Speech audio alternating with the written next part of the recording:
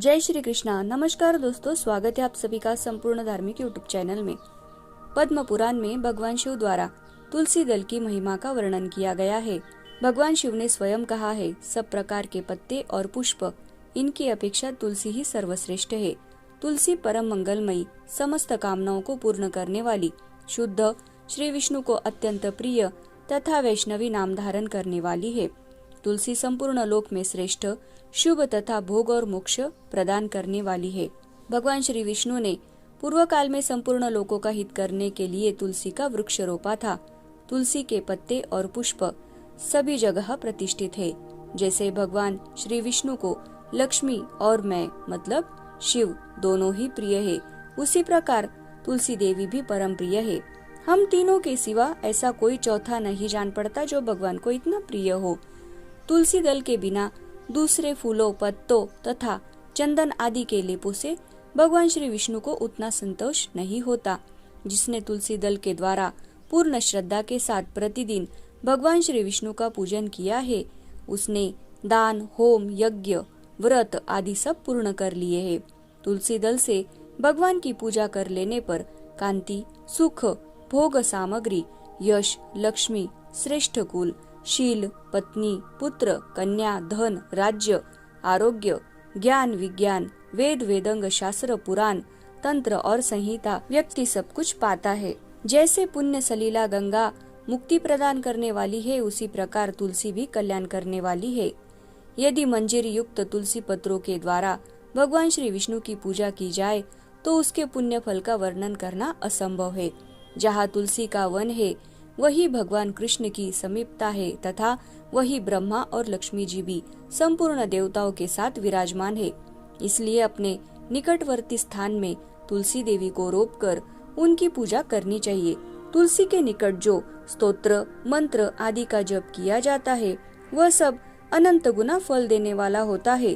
प्रेत, पिशाच, कुष्मांड, ब्रह्म, राक्षस, भूत और दैत्य आदि सब तुलसी के वृक्ष से दूर भागते हैं। ब्रह्म हत्या आदि पाप तथा खोटे विचार से उत्पन्न होने वाले रोग, ये सब तुलसी वृक्ष के समीप नष्ट हो जाते हैं।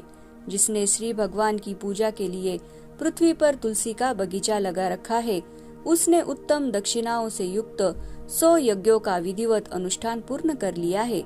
जो श्री भगवान की प्रतिमाओं तथा शालग्राम शिलाओं पर चढ़े हुए तुलसी दल को प्रसाद रूप में ग्रहण करता है, वो श्री विष्णु के सायुज्य को प्राप्त करता है। जो श्री हरि की पूजा करके उन्हें निवेदन किए हुए तुलसी दल को अपने मस्तक पर धारण करता है, वो पाप से शुद्ध होकर स्वर्ग लोक को प्राप्त होता है। कलयुग में तुलसी का पूजन, कीर्तन, ध्यान, रोपण और धारणा करने से ये पाप को जलाती है और स्वर्ग एवं मोक्ष को प्रदान करती है। जो तुलसी के पूजन आदि का दूसरों को उपदेश देता है और स्वयं भी आचरण करता है, वो भगवान श्री लक्ष्मीपति के परम धाम को प्राप्त होता है। जो वस्तु भगवान श्री विष्णु को प्रिय हो जाती है वो मुझे भी अत्यंत प्रिय है। श्राद्ध और यज्ञ कर्म आदि कार्यों में तुलसी का एक पत्ता भी महान पुण्य प्रदान करने वाला है। जिसने तुलसी की सेवा की है उसने गुरु, ब्राह्मण, देवता और तीर्थ सबका भली भांति सेवन कर लिया है। जो शिखा में तुलसी स्थापित करके प्राणों का परित्याग करता है वो पाप राशि से मुक्त हो जाता है। राजसूय आदि यज्ञ, भांति भांति के व्रत तथा संयम के द्वारा धीर पुरुष जिस गति को प्राप्त करता है वही उसे तुलसी की सेवा में मिल जाती है। तुलसी के एक पत्र से श्री हरि की पूजा करके मनुष्य वैष्णव तत्व को प्राप्त होता है। उसके लिए अन्य शास्त्रों के विस्तार की क्या आवश्यकता है। जिसने तुलसी की शाखा तथा कोमल पत्तियों से भगवान विष्णु की पूजा की है वो कभी माता का दूध नहीं पीता, अर्थात उसका पुनर्जन्म नहीं होता।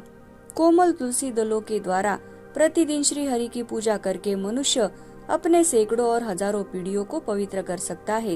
ये तुलसी के प्रधान गुण है। तुलसी के संपूर्ण गुणों का वर्णन तो बहुत अधिक समय लगाने पर भी नहीं हो सकता। ये थी तुलसी की महिमा। अगर आपको वीडियो पसंद आए तो वीडियो को जरूर लाइक कीजिए और शेयर कीजिए और हमारे चैनल से जुड़े रहिए। धन्यवाद।